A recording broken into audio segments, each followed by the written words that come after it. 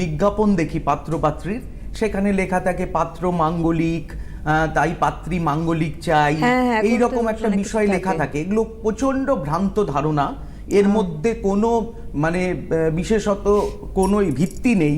যেমন মাঙ্গলিক কাকে বলে আগে জানতে হবে। আমাদের যেমন 12টা ঘর, 12টা মেষ, বৃষ, মিথুন, কর্কট, সিংহ, কন্যা, তুলা, বৃশ্চিক, ধনু, মকর, কুম্ভ, মীন, এই 12টা ঘরকে মেষ থেকে যদি আমি ধরি, হ্যাঁ, অগ্নি, পৃথিবী, বায়ু, জল তত্ত্ব হিসেবে যদি আমরা ধরতে থাকি, মেষ থেকে ধরলে মেষ হচ্ছে অগ্নি, বৃষ হচ্ছে পৃথিবী, তারপরে মিথুন হচ্ছে বায়ু, আর কর্কট হচ্ছে জল।